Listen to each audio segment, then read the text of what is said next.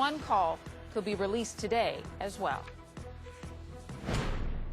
Well, we've been telling you throughout the show that they're inspirational, but now we want to show you just why Erick Bauer and Steve Cameron are so deserving of that title.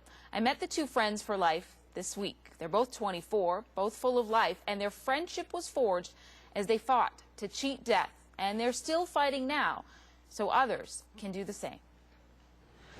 Steve Cameron and Erick Bauer haven't taken this elevator in years. It's the one that leads to the patient rooms at Toronto's Hospital for Sick Children. It's been a while since I've been back in one of these rooms. Walking in kind of gave me the shivers. Steve was diagnosed with non-Hodgkin's lymphoma, cancer, when he was 16. I was probably one of the few people that really understood what he was going through. Erick understood because he'd been there. He was there. He has cystic fibrosis.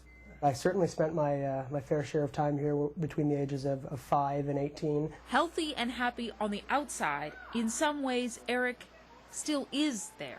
You appear to be healthy on the surface, but cystic fibrosis is really a disease that kind of affects you from the inside out. Basically, it causes a buildup of mucus in the lungs, which leads to reoccurring infections, and ultimately the lung tissue breaks down and becomes unable to function. For me, it means 2 to 4 hours a day of physiotherapy and certain types of treatments.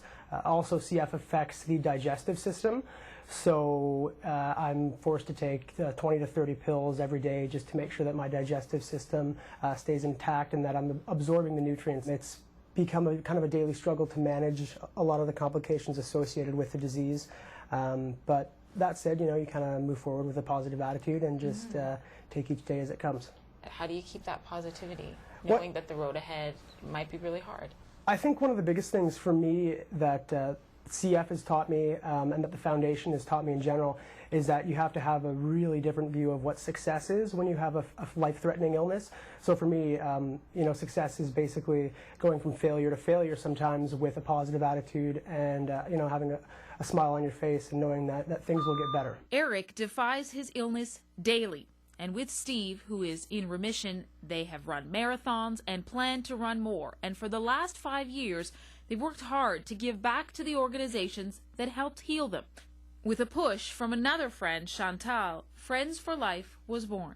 The foundation is basically, it started off as a social support network for Steve and I, and it's kind of snowballed into this great organization that basically drives awareness and raises funds for cystic fibrosis and cancer. It's all about friendships and relationships and the strength of friendship and the importance that friendship plays when you're going through difficult times in life. They've raised $120,000 so far.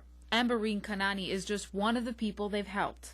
And along with the money, a message. It's not all about dollars and cents. It's about raising awareness. It's about contribution and doing things that matter.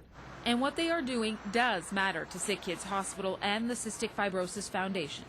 In this hospital, funded by our foundation, the gene responsible for cystic fibrosis was discovered. Isolating that gene, the possibility of double lung transplants will help CF patients like Erick prolong their lives. But along with all the possibility and positivity, for people with CF, the future is always uncertain. Today in Canada, people with CF have a 50% chance of living beyond their late 30s. It is a statistic another Friend for Life, Erick's girlfriend, Stephanie Cowley, deals with every day.